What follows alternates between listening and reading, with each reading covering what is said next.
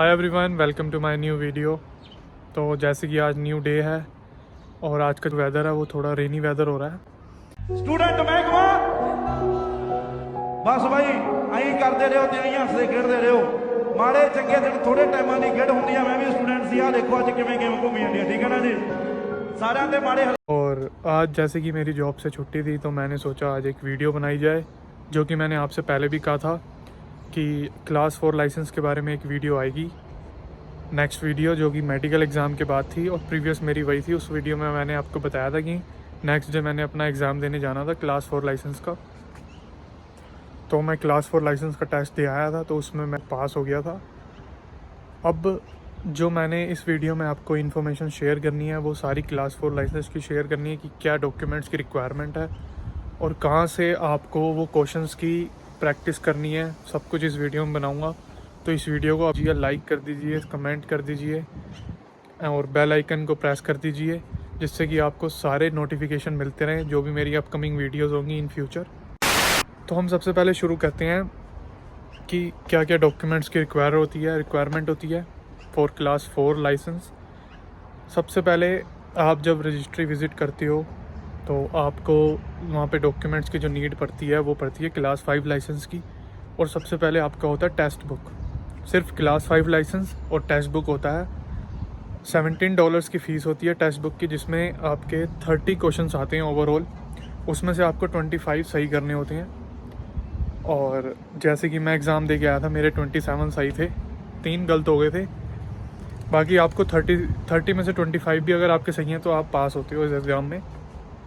बाकी next procedure क्या है, अगर आप पास हो जाते हो तो आपको फिर दोबारा वेट करनी है थोड़ी देर के लिए, फिर आपका दोबारा नंबर आएगा नेक्स्ट। उसके बाद आपको दोबारा बुलाएंगे, तो उसके बाद आपके जो डॉक्यूमेंट्स रिक्वायरमेंट होंगे, एक तो जो आपने पास करा होगा वो उनके कंप्यूटर पे शो हो जाएगा एग्ज़ाम, और जो अनदर थिंग है वो आपको चाहिए होगा मेडिकल एग्ज़ाम। जो मेडिकल इस प्रीवियस वीडियो में मैंने आपको बता रखा है कि कैसे अपना मेडिकल रिपोर्ट बनवानी है ओवरऑल बॉडी की, और वो डॉक्यूमेंट चाहिए। 2 डॉक्यूमेंट के बाद आपका एड्रेस वगैरह कंफर्म करने के बाद, और उसके बाद $27 की फिर फीस लगेगी उस चीज़ की जो रीप्रिंट होके क्लास 4 लाइसेंस आपका आएगा। तो ये छोटा सा प्रोसीजर होता है क्लास 4 लाइसेंस का। अब इसमें जो मेन थिंग आती है वो आती है कि हमने क्वेश्चंस की प्रैक्टिस कहाँ से करनी है।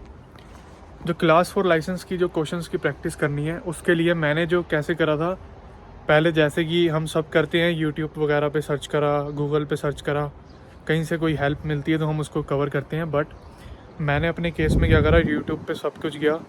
फर्स्ट थिंग आप ये क्या नोट करा करो, अगर आपको कोई भी चीज़ फाइंड आउट करनी है तो सबसे पहले आप यूट्यूब वगैरह पे सर्च करते हो। वीडियोज़ वगैरह काफ़ी सारी आती हैं, लेकिन आप उसके कमेंट्स वगैरह नहीं पढ़ते होगे। तो आप ज़रूर कमेंट वगैरह पढ़िए, क्योंकि उसमें कई जनों ने अपना एक्सपीरियंस लिखा होता है और कई जनों ने अपना रिव्यू लिखा होता है कि ये चीज़ करके मेरे को मैं पास हो गया, या ये चीज़ करके मेरा काम डन हो गया। तो ऐसे ही मेरे केस में हुआ था। मैंने एक यूट्यूब चैनल पे मैंने देखा था, कार ड्राइविंग स्कूल के नाम से एक चैनल है। मैं आप डिस्क्रिप्शन में उनका नाम मेंशन कर दूंगा, आप वहाँ जाके चेक करना। उन्होंने सारे जितने भी क्लास के लाइसेंस होते हैं अल्बर्टा में, उन्होंने उनके सब के बारे में बता रखा है कि कैसे रिटर्न टेस्ट देना है, मतलब प्लस क्वेश्चंस वगैरह दे रखे हैं। सब कुछ उन्होंने गाइड कर रखा है, तो आप वहाँ जाके ज़रूर विज़िट करना। और मेरे केस में भी यही हुआ था। मैंने क्लास 4 लाइसेंस की उनकी 4 टोटल वीडियोज़ आई थी। टोटल 120 क्वेश्चंस थे। अगर आप उनको प्रैक्टिस करके क्लास 4 लाइसेंस देने जाते हो तो 100 आउट ऑफ 100% आपने पास होना ही होना है। तो ये था मेरा क्लास 4 लाइसेंस का पूरा टोटल, जो मैंने करा और जो मैं आपको शेयर कर रहा हूँ आपके साथ। बाकी इसके अलावा आपको किसी में भी किसी को भी किसी चीज़ में डाउट होता है तो आप मुझे, जैसे कि मैंने पहले भी कह रखा है, कमेंट्स वगैरह में पूछ लेना, और या तो इंस्टाग्राम पे डीएम कर देना। मैं हमेशा रिप्लाई ज़रूर करता हूँ। बाकी कोई भी चीज़ के लिए गाइड करनी हो, कोई भी चीज़ के लिए गाइड चाहिए हो, कोई भी चीज़ के लिए एक्सपीरियंस वगैरह कुछ भी चाहिए हो आपको, तो मैं आपको ज़रूर रिप्लाई करूँगा। एक बात और करनी थी जो कि एक इंटरनेशनल स्टूडेंट्स के लिए है, जैसे कि हम ही हैं। जैसे यस्टरडे का एक इंसिडेंस है, वो मैं आपके साथ शेयर करता हूँ। उसमें क्या था, कोई एक मुझे लड़का मिला था, अपना रिलीजन का था, अपनी रिलीजन का था। तो कल जैसे ही उससे बातचीत वगैरह होती, जैसे कर ही लेते हैं बातचीत बाहर रह के सारे, कि कौन सा कॉलेज है, क्या काम कर रहे हो और कहाँ पे रहते हो। तो ऐसी कन्वर्सेशन में मैंने पूछ लिया कहीं कि आपका कॉलेज कौन सा है, तो उन्होंने कहा था मेरा कैम्बल कॉलेज है, जो कि यहीं पे है एडमिंटन में कॉलेज। और जब उससे पूछा उसका जो कोर्स है वो बिजनेस है, सेम कोर्स जो हमारा है वही उसका है, लेकिन वो नॉन क्रेडिट कोर्स है। अब क्रेडिट नॉन क्रेडिट में फ़र्क क्या होता है ये आपको नहीं पता होगा। फ़र्क यही होता है, जब भी आप वर्क परमिट या पीआर अप्लाई करते हो तो आपके क्रेडिट्स जो होती हैं, जो आपको डिग्री मिलती है उसमें आपके सारे क्रेडिट होते हैं कि आपने इतने क्रेडिट पूरे कर रखे हैं। जैसे हमारे इसमें पता नहीं कितने क्रेडिट्स हैं जो कि हमें वर्क परमिट के टाइम पे और इस पीआर के टाइम पे शो करने होते हैं कि आपने एडमिंटन में पढ़ाई करी है, अगर यहाँ पे स्टडी करी है तो उसका प्रूफ वो क्रेडिट पे होता है कि आगे जाके आपको ट्रांसफ़र हो जाता है वो क्रेडिट कि हाँ आपने पक्का यहाँ पे पढ़ाई करी है। और जो नॉन क्रेडिट कोर्स होते हैं उनका कोई भी बेनिफिट नहीं होता अगर आप यहाँ स्टडी कर भी रहे हो। तो उसको जब हमने कन्वर्सेशन में बातचीत करी कि हमने कहा कॉलेज चेंज कर ले, जैसे कि मैंने करा था कॉलेज चेंज, चलो मेरा तो वो भी क्रेडिट कोर्स था, कॉलेज था, और ये भी जो कोर्स है ये भी क्रेडिट है। बट जब मैंने उसको चेंज करने के लिए कहा तो उसने ये कहा कि अब जैसे उसने सेमेस्टर शुरू कर लिया मई इनटेक का, तो सेमेस्टर शुरू करने के बाद जैसे 2 महीने हो गए हैं सेमेस्टर शुरू करे, तो जब अब रिफ़ंड की प्रोसेस वो करेगा तो पूरे $10,000 जो होंगे उसकी जो 4 सेमेस्टर की फ़ीस होगी वो सारी डिडक्ट हो जाएगी। इस वजह से वो ये स्टेप नहीं ले पा रहा। जब मैंने गाइड करी कि मैंने कहा अभी ये रिस्क लेना सही है, नुकसान लेना चाहिए, नहीं तो बाद में आपको जब पीआर लेनी होगी, जब आपको वर्क परमिट लेना होगा, जब आपको मिलेगा नहीं तो आप LMI वगैरह ख़रीदोगे तो उसमें आपके $40-50 हज़ार आराम से लग जाएंगे। तो वो छोटा सा रिस्क अभी लेना सही है या बाद में बड़ा रिस्क लेना है वो आप पे डिपेंड करता है। तो इस एक स्टोरी से मैं आपको कन्वर्सेशन जो भी मेरी हुई है मैं यही बताना चाहता हूँ कि कोई भी अगर आप स्टूडेंट हो तो ये मत सोचो कि मुझे नुकसान हो रहा है या मेरे घर वालों ने इतना पैसा लगाया कि मेरा।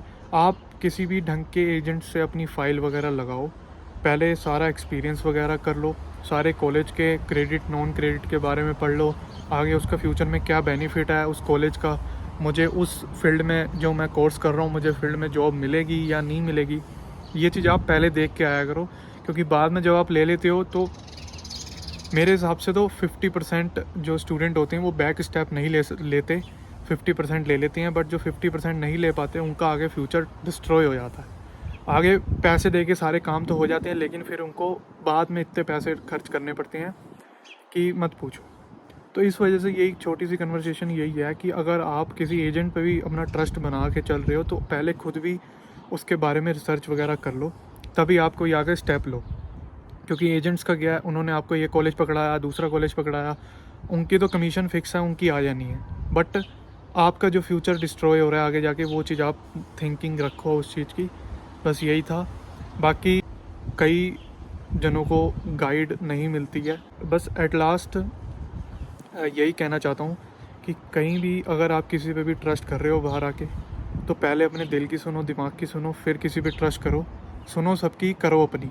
ये चीज़ कहीं भी हुई है तो बस यही चीज़ चल के आप आगे तक बढ़ते रहो तो आपको सक्सेस मिलती रहेगी। बट अगर आप ट्रस्ट किसी और पे कर रहे हो और वो अपने फ़ायदे के लिए आपका ट्रस्ट बना के चल रहा है तो it's not worth for you in future.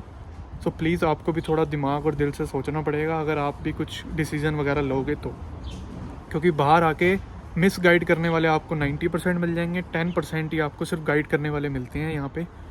तो आपको ही सोचना है कि आपको 90% में जाना है या 10% में जाना है। So it's upon you. तो बस यही था आज की वीडियो में। पहले मैंने क्लास 4 के बारे में बताया, लाइसेंस के बारे में, और ये थोड़ी मोटिवेशनल गाइड दे दी जो आपको काम ज़रूर आएगी, होप सो। बाकी ऐसी ही आपको अगर मोटिवेशनल गाइड और चाहिए, जो मेरा एक्सपीरियंस है, जो मैंने यहाँ पे एनालाइज़ कर रहा हूँ, उसके लिए आपको चैनल सब्सक्राइब कर लो। और मिलते हैं आपको नेक्स्ट वीडियो में। और होप सो नेक्स्ट वीडियो रहेगी हमारी स्टडी परमिट एक्सटेंशन की, जो कि इन्फॉर्मेटिव रहेगी। बाकी बीच में कोई डेली व्लॉग्स टाइप आ सकते हैं। जो next video study permit extension की रहेगी, क्योंकि इस समय मैंने भी अपना अप्लाइड स्टेटस पे हूँ, मैंने भी अप्लाई कर रखा है। जैसे ही मेरा आ जाएगा फिर मैं आपके साथ शेयर करूँगा कि easy way to extend study permit. बाकी आपको नेक्स्ट वीडियो में मिलते हैं, तब तक के लिए बाय।